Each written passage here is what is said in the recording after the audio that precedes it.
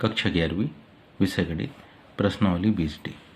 निम्नांकित बारंबारता वितरण के लिए समांतर माध्य व मानक विचलन गुणांक ज्ञात कीजिए।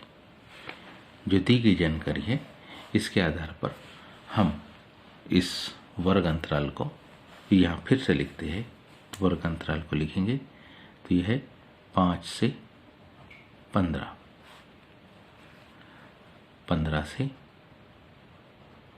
25, 25 से 35, 35 से 45, 45 से 55।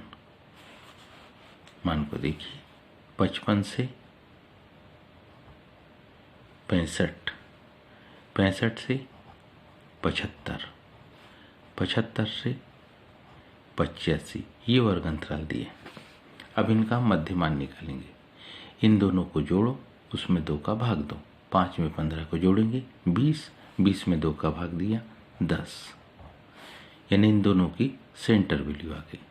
15, 25, 40, 2 का भाग 20, 25, 35, 60, 2 का भाग 30, 35, 45, 80, 2 का भाग 40, 45, 55, 100, 2 का भाग 50, 55, 65, 120, 2 का भाग 60, 65, 75, 140, 2 का भाग 70, 75, 85, 160, 2 का भाग 80।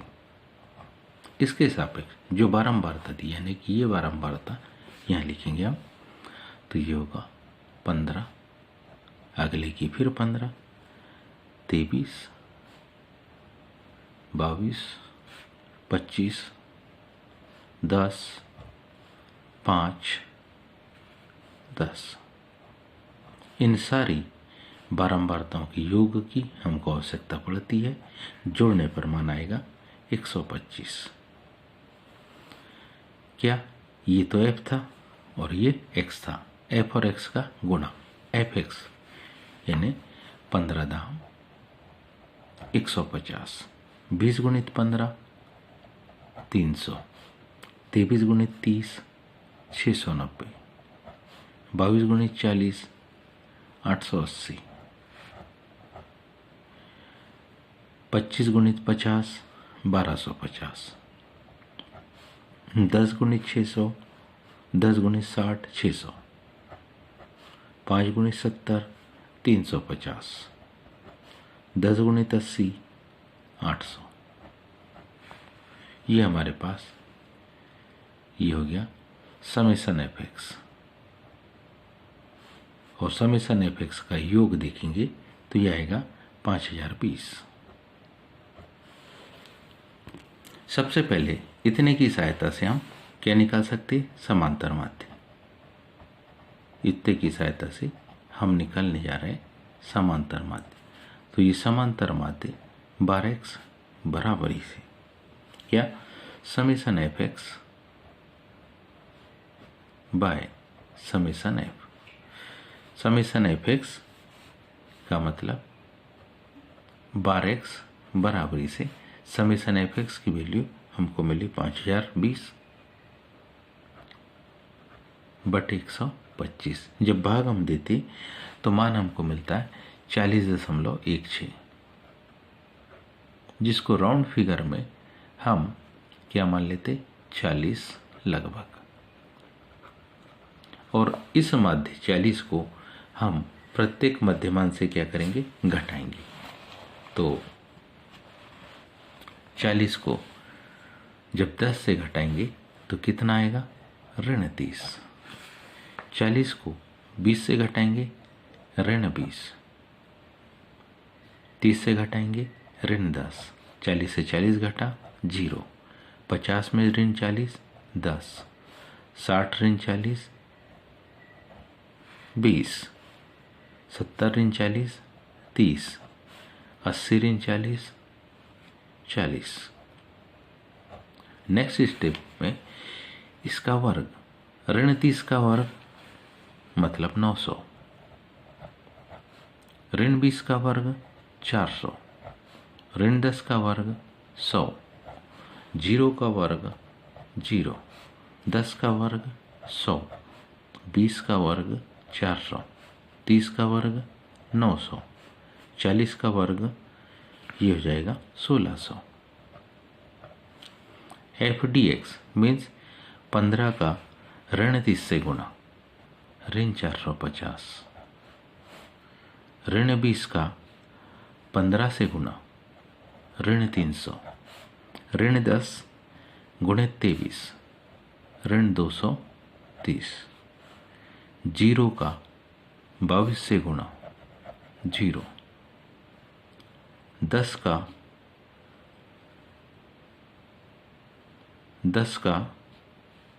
50 से गुणा, 10 का 25 से गुणा 250, 20 का 10 से गुणा 200, 30 का 5 से गुणा 150, 40 का 10 से गुणा 400।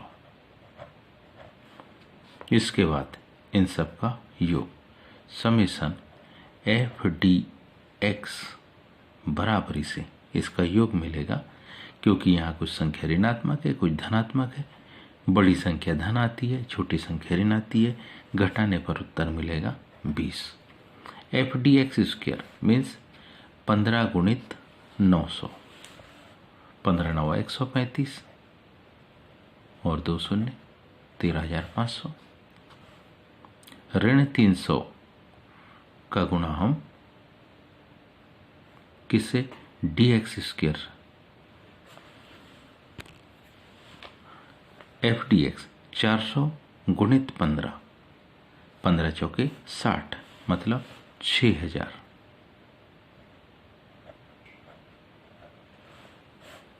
सौ गुणित 23 2300, 0 गुणित 22 ये मान हो जाएगा 0। 250 100 गुणित 25 कितना? 2500। 400 गुणित 10 ये माना जाएगा 4000। 900 गुणित 5 9 5 4500 या 4500। क्या? 1600 गुणित 10 ये माना जाएगा 16,000। इन सब का यदि हम योगफल देखें समेसन FDX स्क्वायर, इसकी वैल्यू देखें तो ये आएगी 48,800। ये हमारे पास इसकी वैल्यू होगी। अब हम इसकी सहायता से क्या निकालेंगे? मानक विचलन। इसकी सहायता से हम मानक विचलन को ज्ञात कर रहे हैं। मानक विचलन मीन सिग्मा, सिग्मा बराबरी से करनी के अंदर वैल्यू लिखेंगे हम summation FDX square by summation F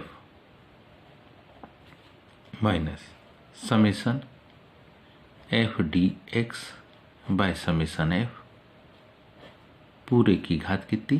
2 बराबरी से समेसन FDX स्क्वायर 48,800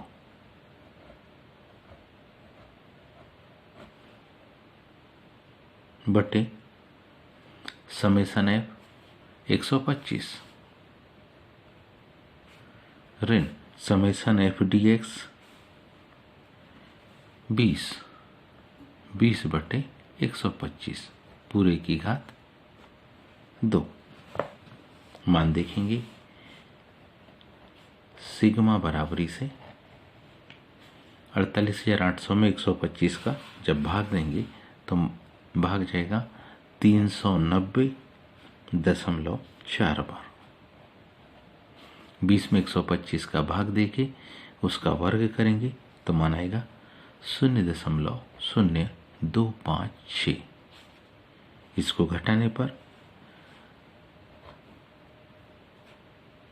390.3744 और इसका वर्गमूल आएगा 19.75। आगे देखिए, आगे हमको निकालना है मानक विचलन गुणांक।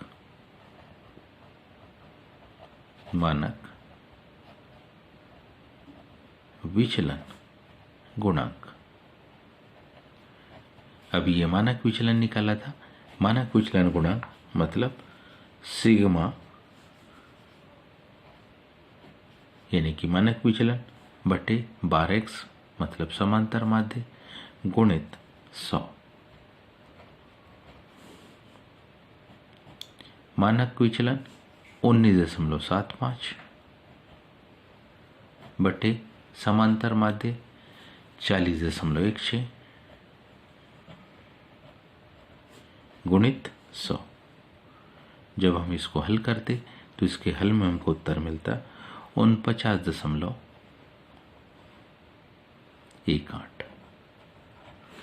उम्मीद है आप सबको ये समझ में आया होगा। आज के लिए इतना ही। शेष कल। धन्यवाद।